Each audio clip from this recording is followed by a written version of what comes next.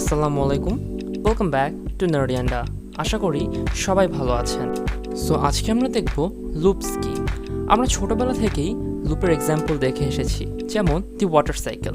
এটি হচ্ছে একটি লুপ প্রসেস। আবার আপনি যখন ইউটিউবে কোনো আপনার ফেভারিট আর্টিস্টের কোনো একটি গান বারবার শুনতে চান, তখন সেটিকে আপনি রাইট ক্লিক করে লুপ ফিচারটি অন করে দিতে পারবেন। দেন আমরা যদি আবার ট্রেন্ড ফলো করে বলি কোড, ইট, স্লিপ, রিপিট, এটিও একটি লুপের এক্সাম্পল হতে পারে। সো লুপ হচ্ছে সেম কাজটি বারবার করা।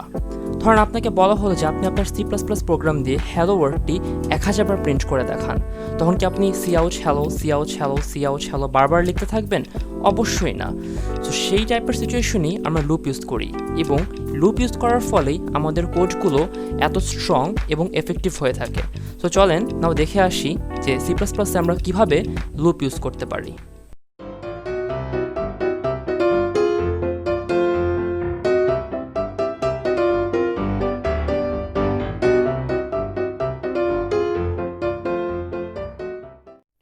সো নাও ধরেন আপনাকে বলা হলো যে হ্যালো ওয়ার্ডটি ধরেন 5 বার প্রিন্ট করে দেখাও।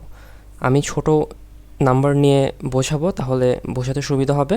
আপনি 5-এর জায়গায় দেন 50 বা 50,000 বা যেটাই দেন, তখন আর সেটা কোনো প্রবলেম না। সো ফার্স্টেই যেটা আমাদের করতে হবে সেটা হলো গিয়ে একটা ভ্যারিয়েবল ইনিশিয়ালাইজ করা। সো ধরেন আমরা ইন্ট কাউন্ট ইকুয়ালস টু 1 দিয়ে একটা ভ্যারিয়েবল ইনিশিয়ালাইজ করলাম। দেন আমরা লিখবো যে while count is less than or equals to 5, cout hello end line, and then count equals to count plus 1. দেন আবার কার্লি ব্রেসেস ক্লোজ করে দিলাম। দেন ধরেন লাস্টে আমরা প্রিন্ট করব যে cout done end line. এটা অ্যাকচুয়ালি অপশনাল, জাস্ট আমাদের বোঝার সুবিধার্থে আমরা এই লাইনটি লিখলাম। যাই হোক, সো নাও খেয়াল করে দেখবেন যে লুপের স্ট্রাকচারটি পুরোই ইফ কন্ডিশনাল স্টেটমেন্টের মতো।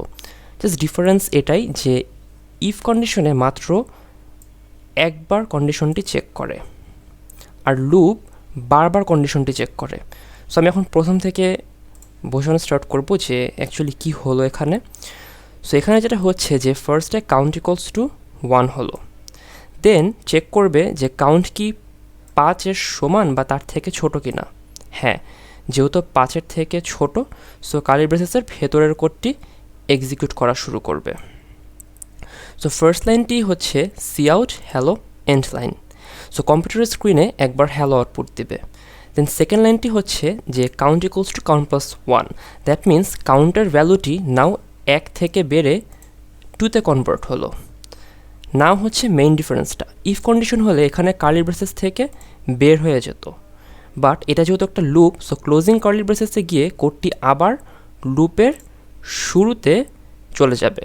সো আবার কন্ডিশনটা চেক করছে যে কাউন্ট কি 5-এর থেকে সমান বা ছোট কি না। কাউন্টের ভ্যালু যেহেতু এখন 2, so 2 and 2 is less than 5, so আবার লুপের ভেতর ঢুকবে। দেন আবার হ্যালো ওয়ার্ডটি প্রিন্ট করবে। সেমভাবেই count equals to 3 and count equals to 4-এর জন্য হবে। না লাস্টলি কাউন্ট যখন 5 হবে, তখন ঘুরে চেক করলো যে 5 কি 5-এর থেকে ছোট বা সমান কি না। 5-এর থেকে ছোট না হলেও সমান যেহেতু, সো আবার এই লুপের ভেতরে ঢুকলো। সো পঞ্চমবারের মতো হ্যালো ওয়ার্ডটি প্রিন্ট করলো, এবং দেন কাউন্টের ভ্যালুটি 5 + 1 = 6 হয়ে গেল।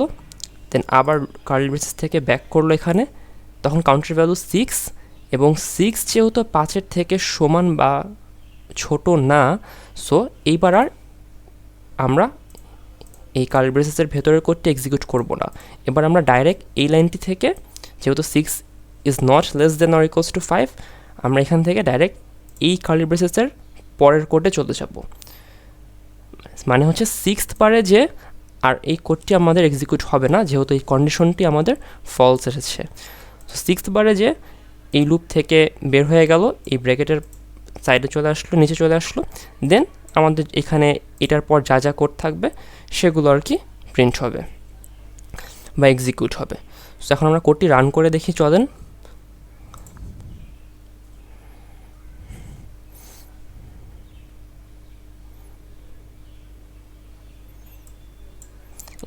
হ্যালো ওয়ার্ডটি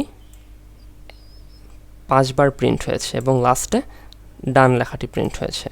সো এইভাবে আমি যদি এখানে জাস্ট 5-এর জায়গায় ধরেন 50 বা ধরেন 500ই দিলাম, 500 দিয়ে যদি আমি কোডটি রান করি তখন 500 বার হ্যালো ওয়ার্ডটি প্রিন্ট হবে।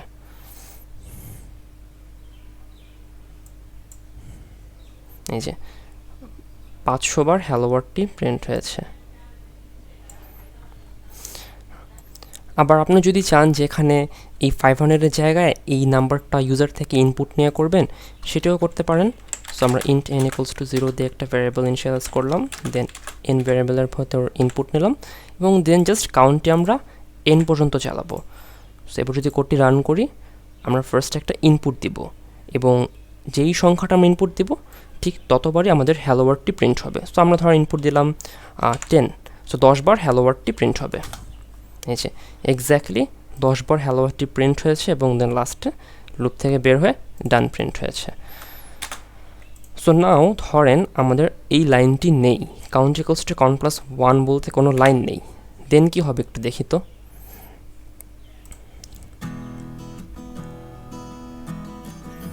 কোডটি রান করার পর ধর আমরা ইনপুট দিলাম যে ধরেন 2, সো আমাদের আগের কোডে 2 ইনপুট দিলে হ্যালো ওয়ার্ডটি 2 বার প্রিন্ট হওয়ার কথা, কিন্তু এবার যদি আমরা 2 ইনপুট দিই দেন এন্টার প্রেস করি, then hello literally infinite times print continue হচ্ছে এবং এই প্রিন্ট কখনোই এই প্রিন্টিংটা অফ হবে না,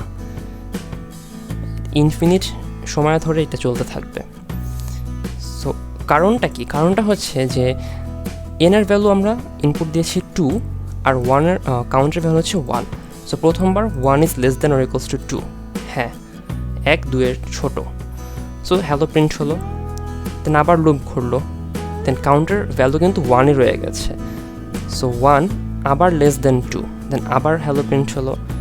সো এখানে একটা জিনিস খেয়াল করে দেখবেন যে আমার লুপের ভেতর কাউন্টের ভ্যালুও চেঞ্জ হচ্ছে না, এনের ভ্যালুও চেঞ্জ হচ্ছে না। সো কাউন্ট আমার 1-এর থেকে যাচ্ছে, এন আমার 2 থেকে যাচ্ছে। সো এই কন্ডিশনটা আমার অলওয়েজই ট্রু হতে থাকবে, যতবার লুপ ঘুরবে ততবারই 1 ইজ লেস দেন 2 হতে থাকবে, কারণ আমরা কাউন্ট বা এনের ভ্যালুটি চেঞ্জ করছি না।